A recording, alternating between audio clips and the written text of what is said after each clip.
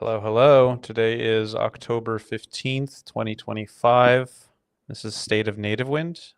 I am Dan. I maintain Nativewind community and all that jazz. And this, And I'm Mark. I'm the creator of Nativewind and React Native CSS and all that ballet. Can you say that, or can it just be like all that jazz? all that ballet I have not heard. Yeah, yeah, I haven't heard either. I thought I'd throw it in. I am starting to pick up more Australianisms though. I got into a thing with Jim in the Discord, and Mhm. we started throwing around terms like references to Bunnings forklifts and Mhm. LPG and Holden cars and all this. I learned what a democracy sausage is the Oh other yeah, day yeah. from a member of Vercel, Hayden. Big shout out to Hayden. They're Um, important, the democracy sausages. yeah, yeah, I should yeah, probably explain what that is. yeah. The context is uh, important because otherwise you could infer a really messed up kind of situation. yeah, voting is mandatory in Australia. Everyone over the age of 18 has to vote, otherwise you get fined. And every time you go to vote with the polls, everyone does a sausages, like cooked sausages on a barbecue. So everyone is waiting to vote, eating their hot dog. And it's like So that's not it's not a thing any other time. Like it's just very specifically during um, these. well, kinda. We have it's a very popular thing of like if we're waiting for something, people will set up like a barbecue to cook sausages, or if you're just like out for something. So, for example, there's like a chain of stores for hardware stores that always do like a charity barbecue at the front. So Mm, if you're there, like when you if you're doing like home improvements, there's often that classic scenario of you start working on something and then you realize that you need something and you have to duck to the store, pick up a new tool or something. And then you realize you get home, you got the wrong one, you have to go back again and you end up going back 2 or 3 times. That's when just getting that quick little sausage is great. So we so call that then the running sausage. is it fair to say that Australians associate waiting with democracy? Kind of a little bit. Okay. The funny thing is, and this is going to piss off Australians, is that they go crazy for these sausages, but they're not special. They're like the world's cheapest sausages just cooked on a barbecue. Uh, That's it's almost like the most democratic aspect of it, you know? It's yeah, just like it's it's kind of actual just like shit. comfort food, or just Yeah. like you know you you're kind of bored and it's always good just to have something to eat. But oh man, they some places can improve the quality of their sausages. It's also uh, really funny because my wife and a lot of my friends are Brazilians, and they take their barbecue very seriously. So when they yeah. heard that there was barbecuing everywhere, they got super excited because for them, barbecuing is like slow cooking sausages for like a couple of hour or meats and like really big food. Yeah, they were very disappointed at the quality of it. But sometimes you don't You need got to quality lean food. into that. It's like a cheeseburger. If Right, you just right. want to duck out and get a like, no one expects a cheeseburger to be like a gourmet burger. Do you guys So have it's kind of diners like in the same thing. Australia? No, we don't. Not really. That's We've got dude, I'm never fucking moving to Australia. That's tragic. not diners in the American sense. We've got a lot of cafes though. Um, Mm. and No, last I need time to I be was in able to America. order breakfast at all times of day. That's imperative. Otherwise, Oh yeah, what's all this for? What are we doing? You know? dude. Do you wake up before midday? Who does? That's when we I gotta have literally breakfast I at think I 2 p.m. woke up at 12 today. I'm not even Yeah. joking. It's 2:40 for me right now. So, um but yeah, let's actually jump into like anything native wind I like talking related. about food. Yeah, same. And my increasing lexicon of is it Ah, Aussieisms, I guess? I've actually got Yeah. one that I actually found out recently that Americans apparently don't use, like all Yeah. around legend. Never heard of it. Never heard of it. Oh man, it's such a good term. Yeah. You guys are Sounds like just an your all own around little like legend. human empire over there. You guys got your own culture and everything. It's like a different planet. Um, but yeah, all right. So Native Wind, we work on software despite these food conversations. Occasion, Um, yeah. so I have been spending the better part of the last week getting RN new to work with everything. It largely does. I still need to go through and like update some stuff or whatever to get it like fully functional. But part of that experience, in addition to that, I've been doing like issue stuff, like properly going into the issues and PRs as much as I can. It's a bit of a slow process because as you narrow down those issues, they're actual issues. You know what I mean? So Mhm. the first chunk got fast, but like this is the tail end is now starting to get a little slower. Point being that I'm seeing that a lot of folks who are reproing stuff we originally suggested Stack Blitz or RN new, and that was when we had just version 4 or 4.1. I actually don't like Stack Blitz. I don't know. I guess maybe you like it, but I really much prefer RN new in the sense that I can just pull it Yeah. down and run with it, and I don't have to question, did the setup for this, like with RN new, I know the base setup is at least correctly done. With Stack Blitz, I don't actually know if the base configuration is done. So I'm trying to basically understand, should we just abandon the Stack Blitz? Like, I'm kind of leaning that way. It was a bit of an experiment of, okay, can we allow people to report issues that they can just do very quickly in the browser as they're yeah, creating the issue? Um, so the idea being like, if you report something, they're like, oh, sorry, we need a reproduction, then you don't have to clone down an entire repo and set it up and things like that. But I think it wasn't enough, and it wasn't easy enough to like be that purpose. And mm-hmm. I think when something is like, it might be easier, but it's not enough, it just becomes a problem, right? And so Because I think the someone has stack to was make just, up the delta. yeah, yeah. Yeah. So I think we just go back to doing R and new. It works for other libraries to say, look, sorry, if you want to reproduce, you use the CLI tool to generate a minimal project and do it. It's just as quick. So I think we just abandon the stack blitz for Okay. the V5 issues. Yeah. And that sort of, so then yeah, I'll go through that and knock that out. That means that if you're gonna want to recreate something with 4.1 or the latest version of Nativewind, then you just do, at latest for RN new. And if you want to do version 5 preview, then you do RN next.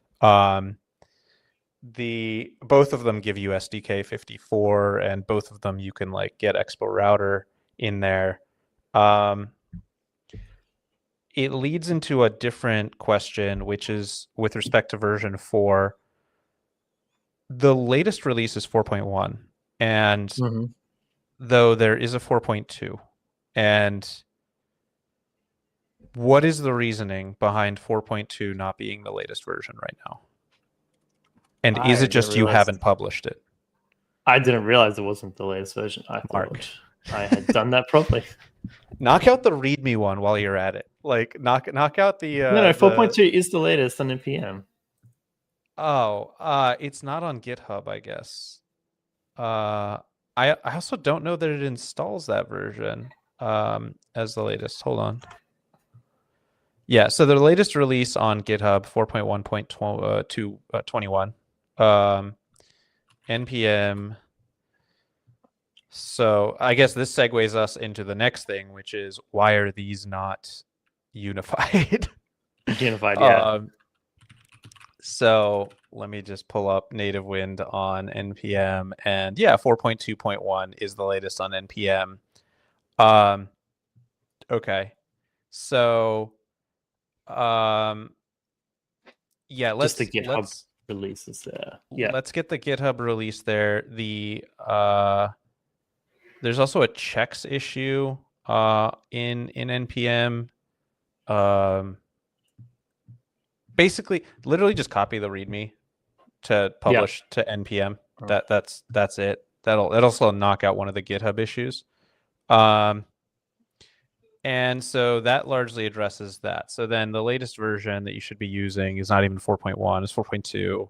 A lot of folks who are in the GitHub issues are referencing 4.1, and there's a handful of situations there where it's just like bumped to 4.2 and this is addressed. But to double back to me working on issues, I've gone through at least the first page of the issues. There's only 3 pages remaining, and the ones that are assigned to you, Mark, are the ones that, just take a look. I've made sure that they have what needs to be there. It's a mix mash of 4 and 5 stuff. But yeah, worth taking a look. And if we need more info, let's just request it from them, kind of thing. So some of those 4 issues, we will do a backport release. We'll do an update to 4 for some of them, and then we'll keep working on the 5 ones. But there are a couple of the 4.0 ones that I do want to address. Okay. Yeah, and so to sort of paint the broader picture to folks in the audience, like what we're doing here is still working on version 4 as it is the latest release. We're version 5, I would say, is definitely like a beta type of thing where it's like we're simultaneously working on massive performance improvements as well as overall developer experience. And I'm really just getting around to the point where I can really focus on the developer experience component. So I have my own plan for implementing that in the next couple of weeks. That should be substantially better, and I'll let you go into the performance chunk of it in a little bit. But that's sort of our overall thing here. Moving into next year, there's sort of this grander like separation that will actually happen of like React Native CSS will be the bulk of where we spend the time, and there's more plans with the like longevity of that project. But there's a ton to accomplish in the next 6 to 8 months. You know what I mean? Yeah. It's I don't want it to seem like this thing where, oh, we feel like we've caught up to Tailwind version 4 and now Nativewind will largely stay there and that kind of thing. It's like, no, we're really going from Nativewind to a much broader solution. And Nativewind was this transitional step into that direction. And so what we do need to do, though, is have a significantly better DX across both version 4 and version 5. One of these things that's on my list is dark mode. I recently tried to implement dark mode because the thing is, dark mode as it's implemented in version 4 has a fundamentally different approach that we recommend in version 5, right? You're no longer using, what is it, set color scheme or whatever it is. I forget what the exact API is called. We want you to actually be using the utility class, like the attribute like dark to pass things.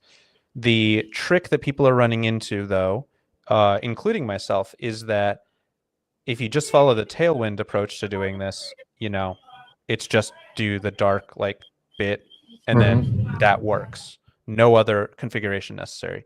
That doesn't seem to be the case with implementing it in React Native. Some other step is missing.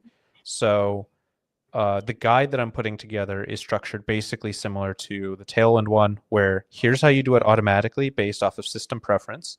Here's how you do it manually, right? What is the missing step in that automatic stage that I can add into this guide? Yeah. So one thing we've got to check with the one where you use the system utilities is that people are not locking their app to a color scheme, because then the system utilities won't work. So if you use like React Native set color scheme, but your app is locked to a color scheme, that is a no-op. So that won't change anymore. There could also still be a bug there with the dark mode colors. I haven't had time to investigate that this week. I've been traveling and seeing family a bit, so I'm going to have to look into it. I think I'm Is going to it go over meant to to garbage. work like Yeah, just it's kind of meant bypassing to work dark like mode that. out of the box? Okay. Yeah. So I want to find out like what's happening there. This could be a bug with the variables cascading down. So Because if I'm it's going just to a look into matter, that. it's either Yeah. like it was either going to be a missing piece, or it's just a matter of like pointing out, I think hey, it could be a make bug sure with the soft. these. Yeah. Okay. Okay. So we'll want to address that. There's a series of other issues. I don't know if we want to go into them here or if you and I want to go into them separately, because there's just so many to get through. Yeah. Maybe at least let's cover first other stuff. And that other stuff would be, I think, I can go more into detail about like I said, the DX improvements and Nativewind UI stuff. But I want to give you a chance to talk a bit about like the performance stuff you've been messing around with. Yeah. So I guess with V5, a lot of this release for the preview release from us internally was really just testing if the compiler works because we rewrote the compiler basically from scratch. And from that testing point, the preview has been really successful. Like the compiler has been working really well. It seems like builds are not failing anymore. Part of the problems that we used to have were like Metro getting stuck or fast refresh updates not being applied, things like that. But all of those issues seem to be fixed, and now we're just dealing with some like runtime issues or parsing issues. We at the same time that we're working on this, we are working on a more performant version of React Native CSS that is going to use concepts that have kind of been proven by other libraries that they work really well with React updating React Native. And we're going to build upon some public APIs that were released in React Native 81. So in React Native 81, there was actually a new set of like C++ APIs on use to update the state.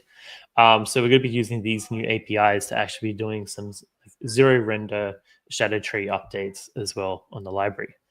That's going to move all the logic out of the JavaScript render thread into the native thread, which will dramatically improve the performance improvements.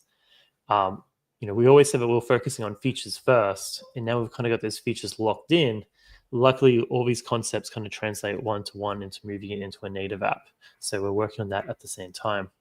The other good thing about this as well is rewriting the library as a native app at the same time. It's made us realize that there's also some really big performance improvements that we can get on the JavaScript side. So in the next couple of preview releases, there's going to be a couple of performance improvements as we use the React Native Worklets package to offload some work from the JavaScript. So this means that if you're using Expo Go, you should still get something that's pretty performant. But if you're using a dev client in the future, we're going to give you ability to actually compile or run everything as a native module instead of a JavaScript module. Okay, so where would these? Okay, basically, the TLDR is we focused a lot in the past year plus on robustness of feature set. Now, with a lot of folks mentioning performance, right? That's really where a lot of the clashes come with Yeah. some of the Nativewind strife. Now we're focusing in on the performance elements by taking advantage of some of the stuff that's been introduced into the React Native ecosystem recently. For users who are power users of Nativewind or even light users of Nativewind, like not super complex stuff, where will these improvements be most felt? So these improvements will be most felt during the initial render of your application. So when you load up everything on your screen, we're just trying to improve the startup time of things, and just the responsiveness if you have a lot of class names on an element. But it's really that initial startup time that you got to kind of feel. This allows us to then, like we said before, that we don't think Nativewind works well for like applications that are like stock trading apps or something where you have things flashing on your screens a lot and like lots of styles constantly changing. Maybe other libraries would be best. We want to try and drop saying that to say like, look, we're awesome at things like that. as well. So for the casual user, if you do have something like flashing, like a stock ticker or something like that, then this is going to be a really good update for you because be allowing you to use it sort of like Starling. Okay. But for most people, like I'm hoping that it's just like a passive upgrade, but they don't even realize things will just get faster under the hood. Like the public APIs are not going to change, the setup's not going to be there. Basically, the idea is going to be is if you use Expo Go, you get the JavaScript version. If you use a dev client or you're building a native app yourself, then you'll get the native C++ version. And everything should just kind of speed up under the hood progressively over time for you. Okay, so no configurations necessary beyond just simply No. using the newest version. Yep. Yeah, no, like you don't have to think about that layer of like, oh, I think this might need like extra performance. It'll just occur on Yep. your behalf if it is necessary. Okay. We'll put in a flag in the future just for opt-in into the native version while we're testing it. But the idea is to eventually have that flag taken away and it just automatically switches between the two. Yeah. Okay. That's awesome. So there is a public repo I think you posted where folks can mess around Yep. if they'd like. I don't know if you want to. It's in the Nativewind organization. Yeah, So it's you on the can. Nativewind organization. It's mostly just a prototype of playing around with the ideas. You can kind of track our progress there um, on how we're progressing. At the moment, a lot of the major features have been added, but there's still a lot to go. But it's nowhere near ready. It's basically just proving that our ideas translate well into a native module, and then we'll go from there. Right. Okay, and so to come back a little bit to the DX side of things, one thing I did do that I forgot to mention is introduce the edit button now into the V4 and V5 docs. So this should make it easier. We get a number of issues pertaining to the documentation where, like it's actually meant to be website related. So this should just make it overall easier for if you see an issue in the docs, whether it's a typo or whatever, right away you can edit that. The next step beyond that is I'll be adding in like LLM friendly stuff, right? Where you'll like be copying the markdown or whatever directly into ChatGPT, and a couple extra steps from there. The steps that I want to get into probably closer to the end of this year are going to be more on the resources side, right? We have this like resources page, and I want to fill that a bit more with more actual like utility resources rather than just things people have built with Nativewind or soon to be React Native CSS. I want to be giving you a toolkit of like, here's how you use React Native CSS to sort of build atop it kind of thing. Like here's examples of how folks have done that kind of thing. And ideally have a playground as well for folks to also just like mess around right on the website with it. Because so much of folks' confusion as I go through these issues, because so there's issues and then there's confusion, right? There's it is important to make that distinction when we're going through this stuff. In that confusion is an opportunity to make the product even better. And I think that a lot of that confusion stems from just a simple lack of examples of like how to do this, right? If we can, we should automate that away into some kind of like feedback from Nativewind itself of like, hey, you're missing this, or here's what needs it. But where we can't do that, have actual examples like here's a monorepo where things are configured as expected. There's a ton of challenges folks run into where they're just like, I don't know how to make this work with PNPM as an example, right? Yeah. And that's so much of the benefit of using stuff like Nativewind. You're like, oh, I want to be able to use, I like using Tailwind in Next.js. I want to be able to use Tailwind in my project. So usually just people get confused on that configuration layer. So over time, resources, all to say, will continue to see these things pop up. Um, so that's the direction that I'm headed with the DX. But first and foremost, I need to improve the existing pages on the version 4 stuff and add the pages that are missing for the version 5 stuff. And Yeah. going into next week's State of Nativewind, that's going to be now the bulk of the time. Hopefully the issues start to get down into the sub 10 area, but I think that's largely going to rely on, Mark, your availability, willingness to go in there and make sense of some stuff. So yeah, it's a lot to do. It's at any point in time, I'm just trying to decide like which one or two things are going to make the most significant impact on the developer experience of using Nativewind. Similar to yourself, Mark, where like what are the 1 to 2 things that technically, performance-wise, are going to make the biggest impact, So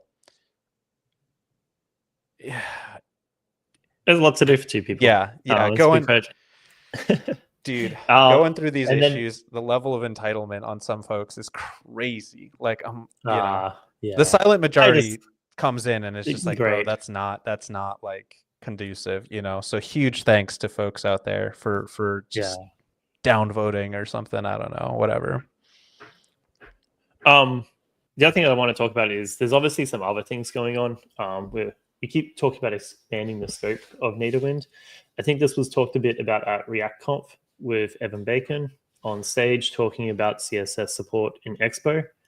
That's something that we're working along with the Expo team on. We want to go past just Tailwind, essentially. Like we want to actually improve the development experience so you can actually build better, more advanced apps that aren't just Tailwind based, that can be like a full-fledged environment. And it's a big topic, a lot of things to cover there at a technical level. So we are kind of getting there. It's just a lot to do at the moment, but we will be looking at addressing these issues in the DX stuff very soon. Yeah, I mean, ideally we get to this point where, like Evan was saying, you basically turn on that experimental flag and you have a lot of this stuff out of the box.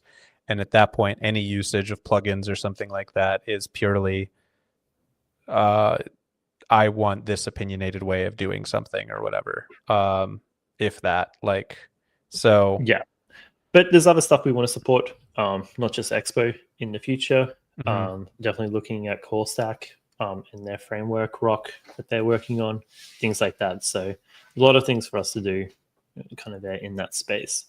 We also need to give love to Expo is still only about a third of the React Native market share, I think, if you look at the actual downloads. So we do need to give some love into the startup for the frameless people, the frameworkless people out there. Frameless. Yeah, frameless people. Because I know there's a couple of issues from people who are not using Expo apps, having some setup issues as well. So I wanted to look into and address those.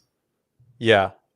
And again, huge shout out to folks who are producing those reproductions. I know that it might take some time to get to those issues, or has taken some time. I'm hoping that that's not going to be the case as much now that we've gotten version 5 out and as I try to bring it down to a manageable level.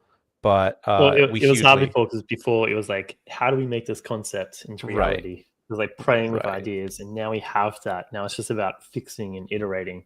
That's when things get fixed. When we didn't know how things were going to work before, it was a lot harder to try and fix things. Yeah. But we're definitely going to try and focus on stability at the moment. Yeah, and the plan so far, as I understand it, is to continue, like, basically as far out as we can see, to continue maintaining React Native CSS and building upon it. Its docs will be separate, and its integration into stuff will probably be the kind of like, well, what's happening here kind of thing over the next year. but it will be something that we maintain and put effort into. Whereas Nativewind sort of, I mean, still the support will be there, but it will begin to increasingly be this like wrapper around or Yeah. plugin as part of React Native CSS. So yeah, just so that you have a sense of where we're going with it and how the current actions inform that direction. So I have some stuff I wanted to flag on the Nativewind UI front, but I wanted. Do you have any other aspects of Nativewind you feel are mentioning? No, that's good. We can go on to the UI stuff. Okay. So on the UI front, like I said, with the RN new updates, that has included some bump for support of SDK 54 for Nativewind UI. However, Nativewind UI does not yet support version 5. And there's basically like one or two things that I missed in the upgrade to just like support version 54. I'll be adding those things in today, so anyone using it should have no issue at that point. The upgrade to use version 5 will be an interesting one. I'm not quite sure when that's going to land, but I think the other thing worth noting with where we plan to put effort into Nativewind UI is introducing the blocks that I've talked about before. That's really like the most top of mind thing. A lot of folks are asking us if we intend to add more components. I would realign that question with the fact that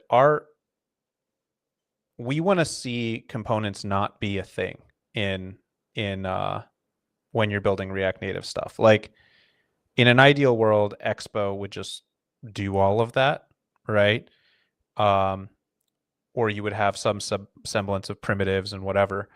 We really want to be building atop the components, and that's where the blocks are, because there's a lot of stuff that falls into the territory between just a base level component and a template, like a full flow kind of thing. And I think that area in between is where a lot of Nativewind UI's future lies, is building out a lot of those blocks and then you using them however you see fit. That allows us a lot of the flexibility in the realm of like answering the question of like, does this support liquid glass? You know, if you want it to, you know, it can. Here's how that works. But it's not wholly forcing anyone to kind of go one way or the other. So yeah. Overall, I'd like to see it just generally mirror the patterns that are established by Tailwind Plus, which is the new name of Tailwind UI.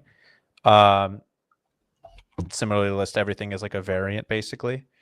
And trying to get snippets down to more of the like using those utility classes as much as possible rather than any crazy nonsense configuration.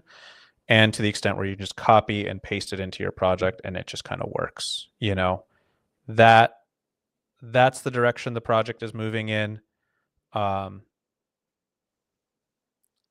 I see us moving past it. Like I will begin to be working on other products now that's sort of reaching a level of maturity, and I'll be opening Nativewind UI up to external contribution. A bunch of folks have expressed interest in either contributing blocks or contributing templates, and I think anything contributed by the community will just be offered for free, kind of thing. So if you do have any interest, feel free to reach out, and I can include you in that little the beginning of that direction. Yeah, so that's Nativewind UI, and I guess that's also Nativewind itself.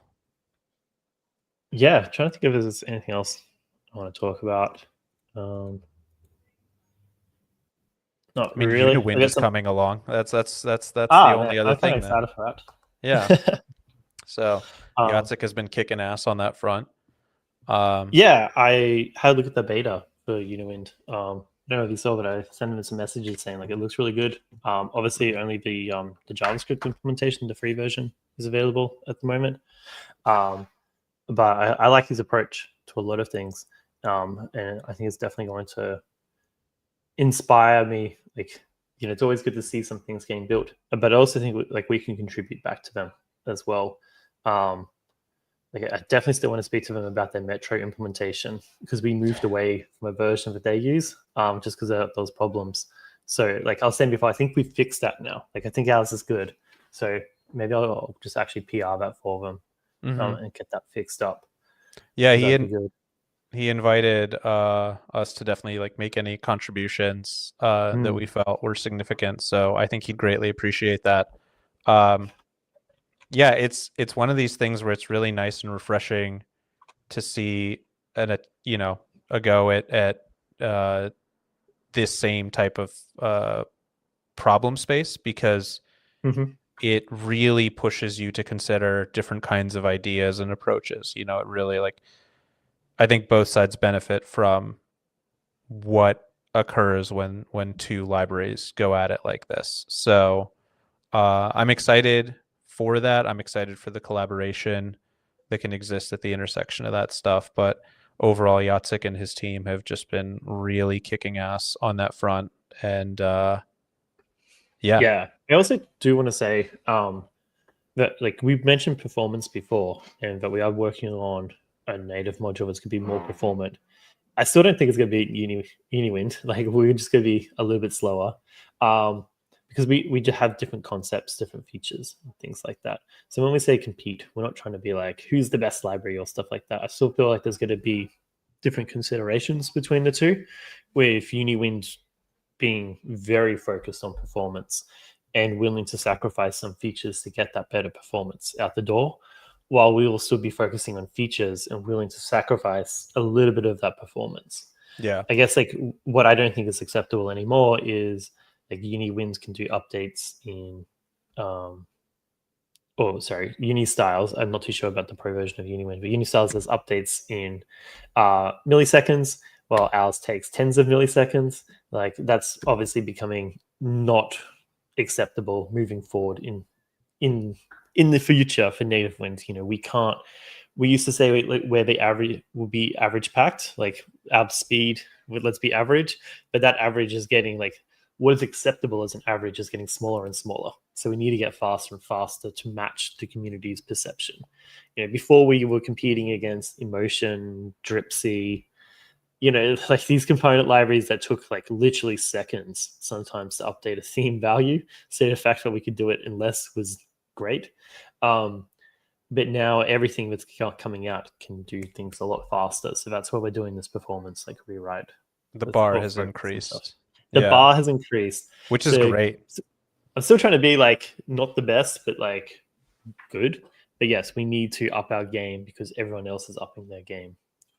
Yeah, yeah. I am very, when I look at Unistyles DX, I am very happy to see the care and thought that's put into that, and it inspires me to like improve even further, like Nativewind's own experience. So whether it's performance or DX, like I think just the bar continues to move up, and that's incredible. Like that's great. I'd love to see the fact that there's both community effort in this space, there's effort from like the Expo folks and the entire React Native community to try to move this up, because it's just been so shit for so long. Yeah. Actually, on one extra topic to talk about before we wrap this up. Imperative APIs. So at the moment, we work exclusively off class name to style a component. So if you want to dynamically set a variable also, you have to put it onto a component as like the vars, or we've got the new provider to do that. And we don't really offer any imperative APIs.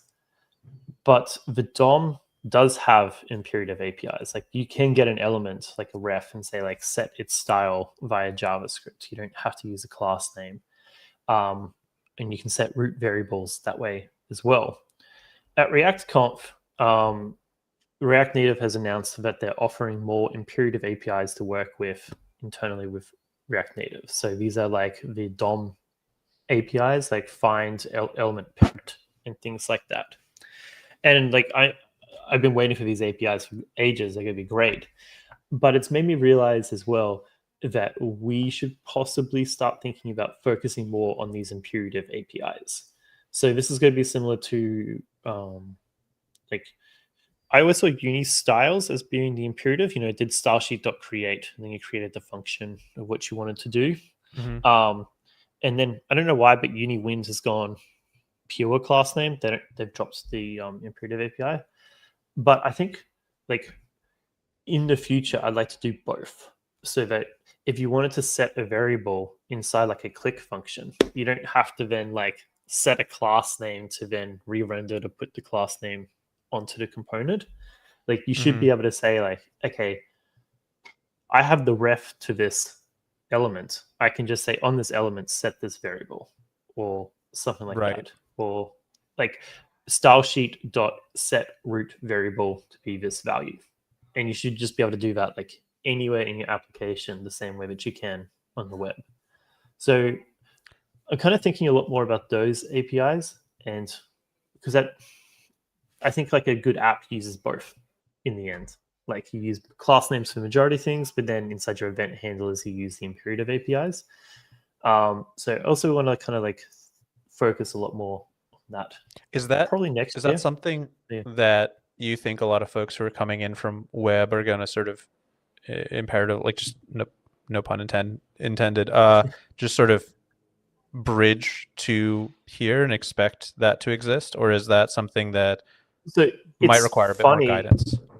because advanced web users would do this. Like this is more an advanced thing of actually jumping into an element and updating its attributes directly. It's not really something you do common on web, but if you do like advanced animations and stuff, it is something you do. But it's actually easier for native users who I think expect this stuff. So we've always kind of forced native users to be into this web mindset. You know, we always say we're trying to bring the web to native. So this might actually help more native users come on board if we have these imperative APIs, and it helps more advanced web users as well. Sure. Um, Okay. so it's kind of like a good for beginner React Native who probably expect this, better for advanced web, but either or it just solves some problems. And well, yeah, I don't see why we can't do both. So I want to also like start moving away from just pure class name to be able to do a mix. It And might then that way also you can be. I'd love to try to put into place some sort of representation of the order in which we're working on things. yeah. The order at the Yeah, moment is what do I think is cool today? yeah. It's just if we're gonna have this situation where Yeah, no, I actually want to do a roadmap. Because I think right, we've never yeah, had a roadmap before. hmm And other libraries have had it. And I think we've definitely seen like we're going all over the place. But that's because we kind of realized that there was a lot of space to explore. hmm Um, and so now I actually kind of want to settle down into roadmap. You know, I've talked to you, I guess, we've kind of mentioned this in passing, but Dan and I have had a lot of conversations more about formalizing Nativewind, React Native CSS.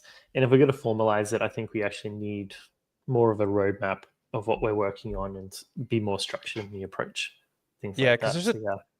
there's a ton of people, and I'm sure a ton of the people we're watching, right, who look for the updates and stuff, who wherever there's a shortcoming of React Native Mm, CSS or Nativewind, they understand that things take time, but we should give them some level of expectation of like, here's where this sits in the queue. Like we recognize it as important. yeah. Ideally, this would also serve as some format of like some version of a feedback loop where we would allow the community to tell us like, hey, this is what's actually important to me, right? Mm-hmm. So that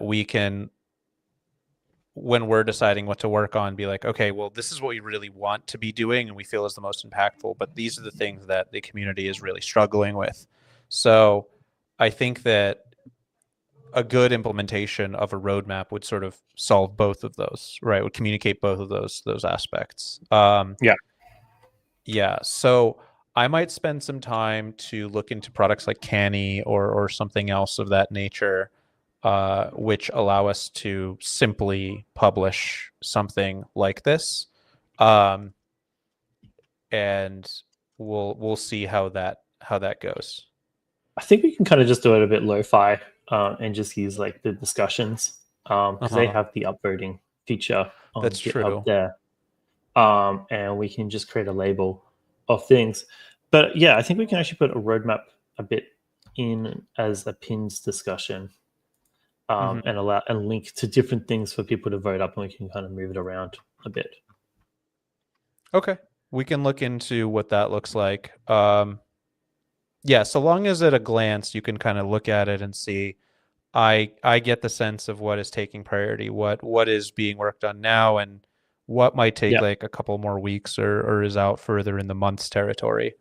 So that's really the primary goal. So okay. I think that's it for Nativewind this week, October 15th. And we look forward to catching you next week, the same time, 2:30. What is that? The October 22nd. All right. Sounds good. Have a good All one, right. everybody. Bye bye. Catch you, everyone. See ya. Bye.